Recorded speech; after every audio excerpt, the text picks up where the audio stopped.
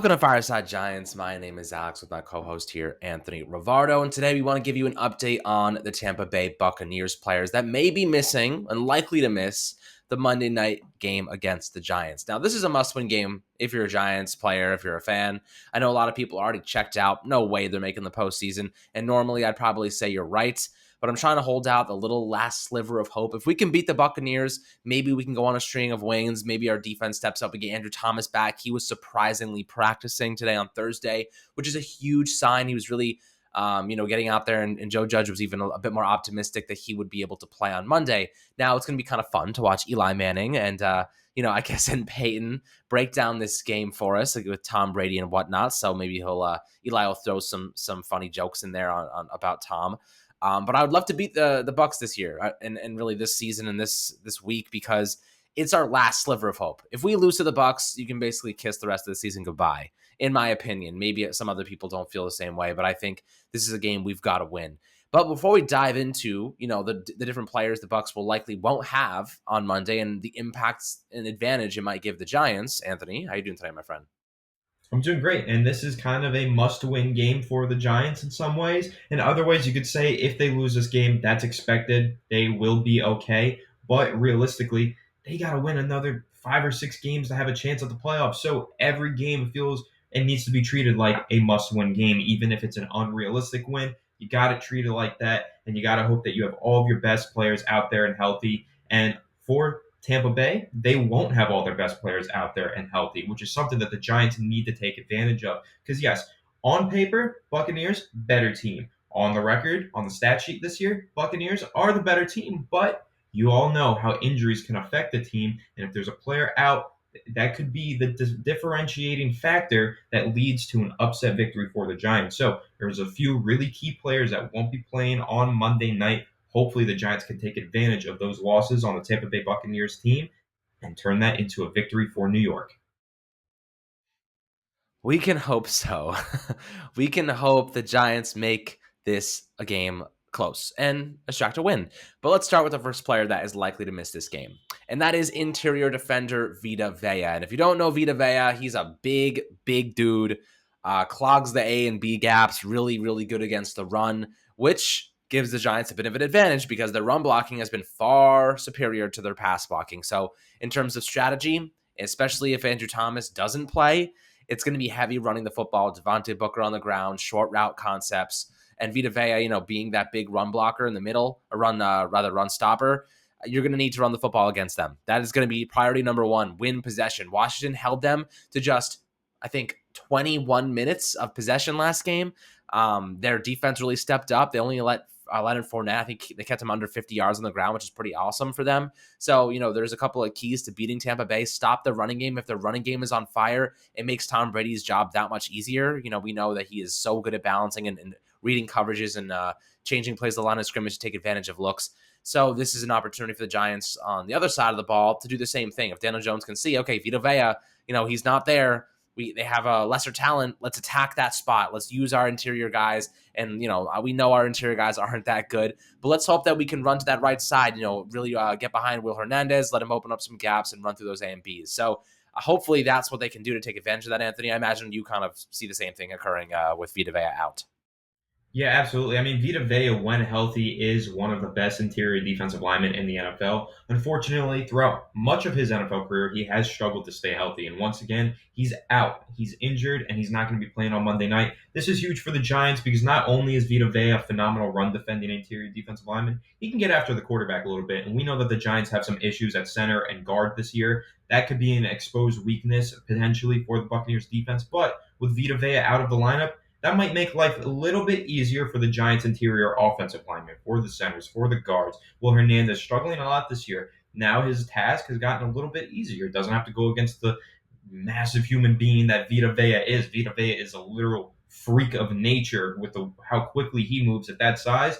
Will Hernandez does not have to deal with that on Monday. And of course, when we're talking about the running game, the Giants have found a lot of success so far this year running up the middle with Devontae Booker, especially over the past few weeks, right? So let's try and pound the rock through the middle. Hope that we can expose this weakness that Vita Vea's injury is leaving on the Buccaneers defensive line, and hopefully grind out some yards on the ground through the legs of Devontae Booker. Yeah, I mean, Vita Veya is pretty damn good, my friends. He hasn't missed a tackle in the past 3 games. He has 13 stops on the year. He's a big, big boy at 6'4", 347 pounds. He's like what we wanted Danny Shelton to be. He's much better. So his loss is a big deal for the Giants in terms of advantage. Of course, you never want to see a player get injured, but just for this instance, the Giants do have an advantage in that category. So then the next one is Richard Sherman, old man Rich. He wasn't doing so well when he was playing. Honestly, I might actually rather him play because he looked so bad. He was just running all over the field, couldn't keep up with anybody. He looked so washed. But he has an ankle issue, I believe. So or calf issue. He's something. He was in a walking boot. He tried to partake in pregame warmups against Washington. He got re-injured and he's out for sure. So they're really thin. Their cornerbacks are super thin. So what does that open up? I would say with our better route runners like Kadarius Toney with those really quick, those speed outs, those zig routes, doing a lot of those things in the middle of the field, putting those slot corners on skates. That should be the priority. There's no linebacker that's gonna be able to keep up with KT. So let's get him against lesser opponents, lesser cornerbacks. Have him run routes that get him into space, and don't run routes toward linebackers. I find that Daniel Jones sometimes doesn't see those linebackers stepping in front of the passing lanes. So I'd like for them to, open up those windows, maybe get him behind the linebackers, get to the second level, or, attack the boundary and let him work on the bubble screens and the quick outs. So that's what I'd like to see from KT. And I know Sterling Shepard likely isn't going to be available, but, Richard Sherman is primarily a boundary corner. They have Ross Cockrell. They really don't have much in terms of talent on the outside there right now. Most of their guys are down and injured. So if Kenny Galladay's healthy, attack him in the passing game too. 1v1, hit him in the back shoulders, hit him on those deep dagger routes. Get him. Hopefully, if the line can hold up, if Andrew Thomas plays, Daniel Jones will have more time in the pocket. Attack those cornerbacks. They're not good. They're not going to be able to make a ton of plays. So get the ball to our best receivers. I would say that, and I'd say, of course, running the football. But Anthony, when you're talking about a team that really has a good safety in Antoine Winfield, but when you're looking at the corners, not so good. How would you try to attack this defense? Yeah, hope that the Giants receivers can separate. They should be able to separate. They're going up against a weak secondary. So hopefully the Giants receivers can go out there, run some good routes, and separate because that's the key. Of course, it's going to start up front. Giants have to pass protect better.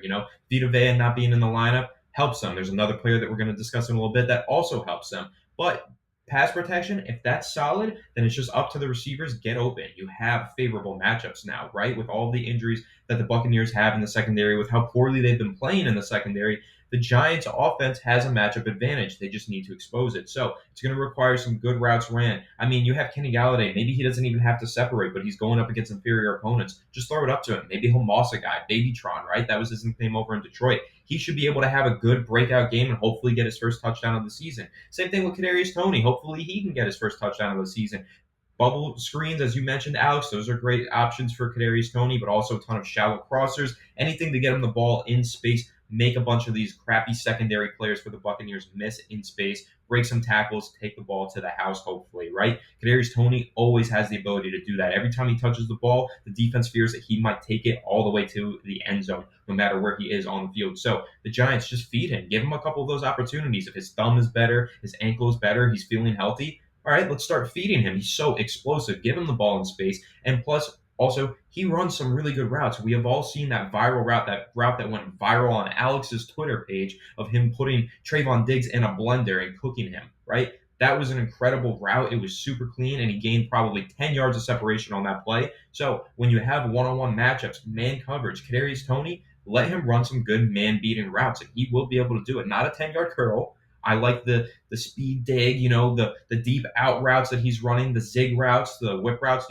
those are the routes that I want to see Kadarius Toney on, those man beating routes where he can make a break and explode out of the cut. So that's what I want to see from Kadarius Toney, and that's what I hope to see heavily featured in the Giants offense on Monday. Look, if they're gonna if Tampa's gonna come out here and play zone, just feed him screen passes, feed him bubble screens, and let him do the work. If they're gonna be playing man coverage, give me those zig routes, give me those out routes, those deep out routes, so even those speed outs, give me those slant routes to the middle. Attack those man coverage assignments. But otherwise, if they're going to be playing zone, just hit him with the screen passes. Let the linebackers try and stop Kadarius Toney, because I guarantee you it's going to be a long day for them. Ankle's going to be all over the place. It's going to be just a desert of bodies. where Kadarius Toney is running. So that's what I would say in terms of how they can take advantage of a weak cornerback core and, having Richard Sherman out. On the offensive side, there's two guys I have in mind, Antonio Brown and Gronkowski. Gronkowski's been dealing with a rib issue for a while now. Antonio Brown, I think a foot issue. Both of them really, really big pieces to this offense. Without them, Tom Brady looks mortal at times. He threw 2 interceptions in the first quarter against Washington, Anthony. When you're looking at Tom Brady missing Gronk and Antonio Brown, how big of an impact is that? Yeah, I think it's a huge impact, and one of the reasons why, something that you haven't even mentioned yet, we have James Bradbury match up against Mike Evans. Historically, that goes to James Bradbury. He played Mike Evans all the time when he was over in Carolina. James Bradbury, that is, when he played for the Panthers, he would shadow Mike Evans twice a year. I just saw some video on Twitter. I think 9% of his total snaps during his time with Carolina, 9% were faced off against Mike Evans. And he basically whooped Mike Evans in every single matchup. I heard all the stats today on this video, and it was really, really impressive. The only time that Mike Evans has gotten the better of James Bradbury was actually last year, Monday night, Giants versus Buccaneers. But that was a one-time thing. I'm thinking James Bradbury has that bounce-back performance against Mike Evans, returns to form like he was in Carolina, and shuts Mike Evans down. So if you have no Mike Evans, then it's basically just a Chris Godwin show with Antonio Brown and Rob Gronkowski out. Tom Brady's going to have to rely on Chris Godwin. And honestly, I think we have a favorable matchup there too. Chris Godwin, arguably the best slot receiver in the NFL, but Adoree Jackson playing some really good football right now, has the speed to keep up with a guy like Chris Godwin. Honestly, you look at it on paper, you look at these stats that I'm bringing out there, and you look at the injuries that the Buccaneers have, the Giants defense stacks up pretty well to the Buccaneers offense. It's really going to come down to the Giants offense in order to win this game. The Giants offense is going to have to go out there and put up some points because, yes, even though the Giants defense does stack up well against the Buccaneers offense, the Buccaneers are the Buccaneers. They're going to score some points. Tom Brady's going to will them into the end zone a few times here and there, right? So the Giants offense is actually going to have to be the key to winning this game. But like you mentioned, Antonio Brown not in the game, Gronkowski not in the game, makes life a lot easier for the Giants defense because that's always been the problem with the Buccaneers. They have so many weapons, you never know how to defend them all. But now, with a couple of them out, the Giants defense has some favorable matchups that they can take advantage of. Yeah, no, I agree. I think the catalyst for this game are going to be the Giants' pass rush. Can they beat those tackles? Interior pressure. And like I said yesterday, beating Tom Brady, it comes from one big, big thing.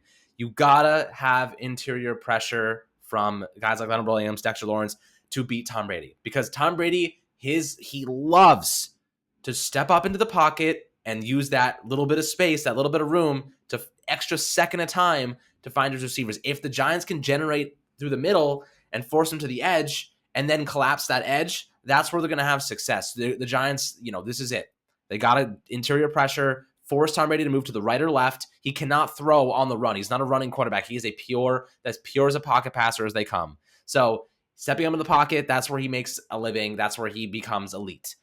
They can't let him do that. They got to get after him. They got to find pressure. I say give Quincy Roche and give Azeez Ojulari the reins in this one. I don't want to see O'Shane Ximines sniffing the starting position. Put him in there just to give those guys a rest. But we need big games from Leo, who retweeted Anthony's article today on my account, talking about how well he's playing this year. So shout out to Anthony for a good article and whatnot. But ultimately, I think that's what they got to do. And stopping Antonio Brown, stopping Antonio and Gronk would have been huge. That would have been borderline impossible for the Giants. Instead, I think they might get Scotty Miller back. So he's a smaller receiver. Definitely not ideal for them to be missing some of these big guys, but I'll say, like you said, the defense definitely has a bit of an advantage because those guys are out. Again, Tom Brady will find ways to get into the end zone, but I feel pretty confident Logan Ryan knows enough about Tom Brady to help this defense at least make some big stops and hold them to under 25 points. So I think it's possible. And then, the last guy I have in mind is our old friend, Jason Pierre-Paul. Now, JPP, of course, Dave Gettleman elected not to, I think he traded him actually, right? Traded him or elected not, right? He traded him? Jason Pierre-Paul was traded for a third-round pick. Yes. Yes. And okay. his cap space was completely dumped. Now, in retrospect, maybe the Giants didn't get the better end of the deal, but at the time they were really pressed for cap space. It was a move that they just had to make. I'm forgetting who they drafted with that pick. I honestly believe it was B.J. Hill. So, considering B.J. Hill is no longer on the roster, probably not a good trade by Dave Gettleman in retrospect. But hindsight's always funny. At the time, it did look like a good deal. I have to give credit to Gettleman at the time. Yeah, at the time, of course, JBP resurrected his career and ended up having, winning another Super Bowl. So good for JBP. Always have love for him, aside from the time he blew his hand off and ruined what was to be a really great season. That's kind of sucked. But, thinking about his defense, what he brings to that team, in replacement of JBP, they have rookie Joe Trion. He has 3 sacks on the year. He's shown flashes of pretty decent play. I think he was a late first round pick. So that's a big, step down from JPP. But again, pretty solid player by every means. I wouldn't say he's someone that we should ignore. Solid guy, especially when you got Turnstile, Nate Solder at right tackle. Definitely not ideal. So pretty much anybody up against Nate Solder is going to win in pass protection. So I'm expecting Joe Tryon to give him a nice run for his money as well. But all those guys out, JBP, Gronk, Brown, Richard Sherman, Vida Veya, those are huge players. Those are all starting level players for the Bucs, and pretty damn good ones at that. Some of them, all Pro Bowl level talents. So I would say Giants have a couple of advantages in this game. They can win this game. They've lost their last 2 games. I don't think Tom Brady's lost consecutive games many times in his career before. It's probably maybe once or twice in the span of over a decade that he's won or he's lost 2 consecutive games. This is one of them. So I would say, talking about the Giants, focus on the pass rush, interior pressure, get the ball to Devontae Booker, win time of possession, create some turnovers, get the ball to Kadarius Toney, let him work. Let KT, if he's healthy enough, that ankle's holding up, he feels good, let him go to work. This is his opportunity to show us, he's going to be an elite player once he's fully healthy. Next year comes back ankle healthy. We're talking about a player that can really light this league up, and I might be drafting in my fantasy football team a little bit earlier than anticipated. So, guys, make sure to subscribe below on Apple, Spotify, and YouTube. Hopefully you enjoyed this episode, breaking down some players for the Bucs that simply give the Giants a little bit of wiggle room in terms of, probability of victory. Hopefully they can win this game. In fact, they need to win this game. So Daniel Jones, hopefully Andrew Thomas plays. We talked about the stats with Andrew Thomas and Daniel Jones yesterday. The passing yards are just absolutely tremendous when AT is on the field. 285 passing yards per game. When he's off the field, 158. Talk about a difference. Holy crap. It scares the crap out of me. We need Andrew Thomas to play to win this game, in my opinion. But as I said, make sure to subscribe. We'll catch you guys on the next Fireside Giants episode.